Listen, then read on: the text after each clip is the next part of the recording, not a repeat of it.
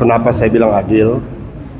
Di tengah banyaknya rapat kita, KSOP dan Pelindo tetap saja bersikukuh untuk terus menjalankan kewenangannya tanpa mengindahkan hasil dari rapat dengan pendapat kita untuk mencari solusi dari setiap persoalan yang kita kedepankan di RDP kita sebelum-sebelumnya. Tuhan itu adil manakala Dia menunjukkan kuasanya tanpa dikolongkan, itu tali bisa putus dan menabrak jembatan dengan suara menggelegar, menyebabkan pilar jembatan sampai bengkok dan lain sebagainya. Tuhan menunjukkan kepada kita untuk kita membuka mata kita. Tanda-tanda sebesar itu masih saja kita menyatakan bahwa ini aman.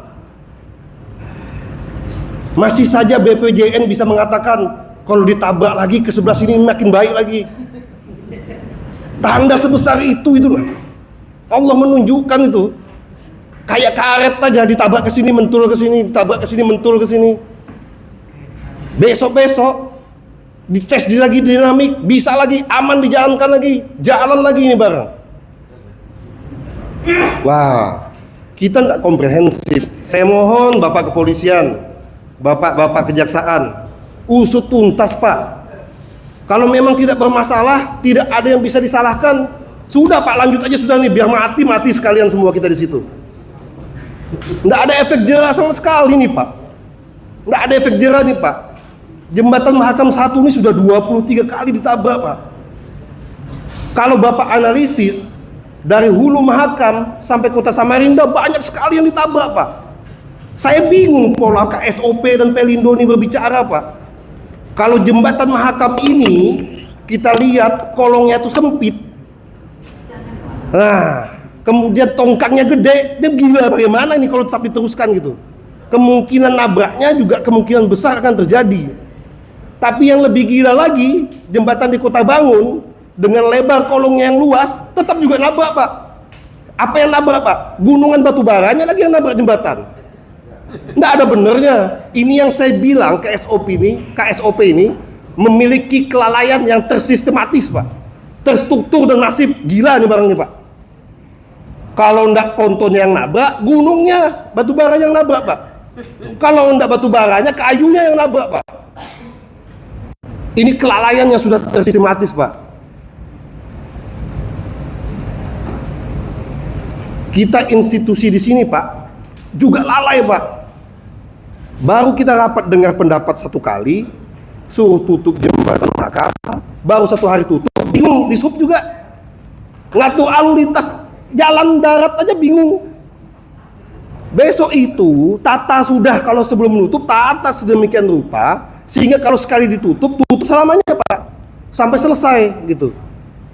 Jangan tutup bingung, macet, kita dapat saran kritikan masyarakat buka lagi, nggak jelas. Institusi kita itu harus punya prinsip Pak.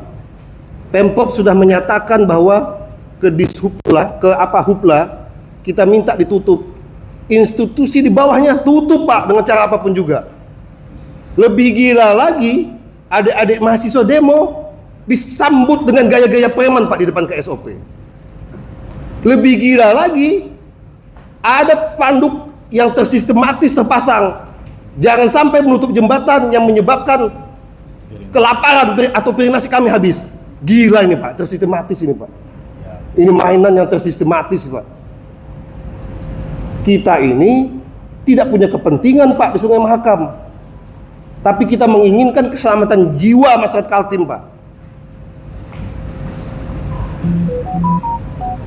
Kalau besok sampai BPJN bilang begitu, tabrak lagi Pak dari sana Pak, tabrak aja terus Pak. Itu yang pertama Pak. Yang kedua, saya ini bingung Pak dengan, saya fokusnya dengan KSOP dan Pelindo saja. Karena teman-teman yang lain ini kan efek daripada ketidaktegasan, ketidakada pelaksanaan tupoksi yang jelas dari KSOP. Bagaimana teknis menambatnya di mana, itu sudah ada aturan mainnya, harus sudah diketahui gitu. Lagi-lagi ini terulang kembali.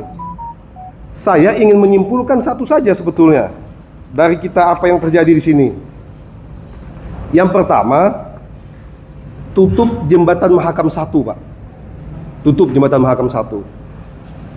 Suka tidak mau, suka tidak suka, mau tidak mau, semua institusi di bawah Pemprov Kaltim bersama dengan DPRD Kaltim bersatu padu, kita tutup dengan tidak merugikan warga masyarakat Kaltim, khususnya Kota Samarinda. Atur lalu lintas daratnya dengan baik. Atur sedemikian rupa. Ini jangan karena segelintir pemain-pemain kapitalis baru kita merasakan dampaknya, Pak. Tutup, Pak.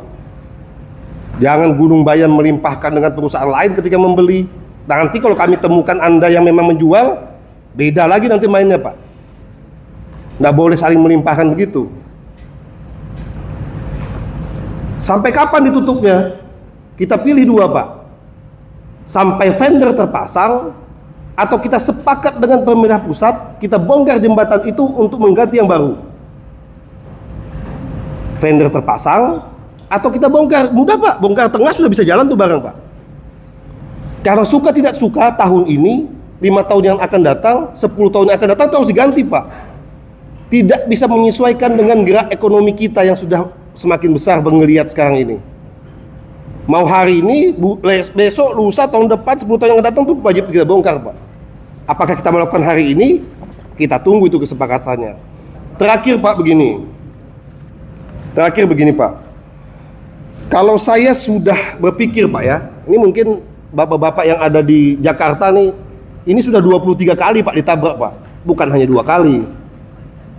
Sudah ditabrak berkali-kali, tapi kemudian apa yang harus kita lakukan terhadap jembatan ini? Bagaimana yang harus kita lakukan? Kalau ada kerusakan, ketika itu memang kewenangan pemerintah pusat lambat melakukan perbaikan. Ketika itu kemudian kewenangan pemerintah daerah yang memperbaiki, kita bisa apa? Karena tidak ada penghasilan dari alur Sungai Mahakam. Saya minta di rapat ini, pimpinan dan anggota Komisi 3, Komisi 2 putuskan bahwa kita bersatu padu untuk pengelolaan alur Sungai Mahakam secara keseluruhan dari hulu sampai hilir dikelola oleh Pemprov Kaltim melalui perusdanya. Jadi kalau ada kerusakan, kita langsung bisa ganti secepat mungkin gitu. Karena kita yang memiliki keuntungan dari alur Sungai Mahakam, kita bisa awasi setiap jembatan, Pak. Bayangkan, Pak, jembatan yang di depan mata, jembatan Mahakam 1 masih ditabrak, Pak. Apalagi jembatan yang di Mahulu, apalagi jembatan yang di Kota Bangun. Nggak ada pengawasan. Sudah tahu kita nih alurnya dipakai sedemikian rupa padatnya. Kalau ini diserahkan kepada Pemprov Kaltim, kita yang akan menjaganya, Pak. Kita akan pastikan ini aman. Jadi kita pastikan secara konkret, Pak. Kita ambil alih ini, Pak. Kelola Sungai Mahakam ini. Ada contohnya, Pak.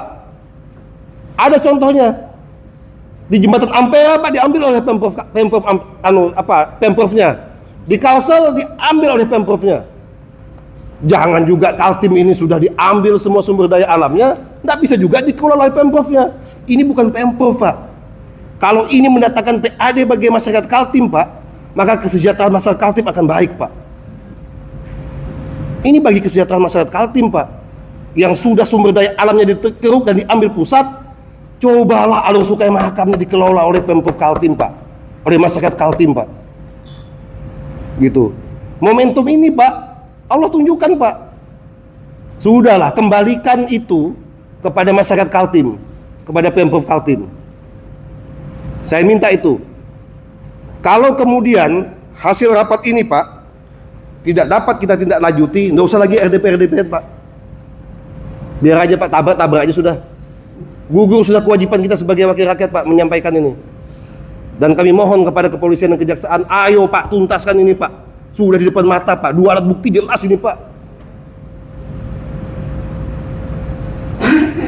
Saya kira itu aja. Ketua, kita harus tegas rapat ini, Ketua.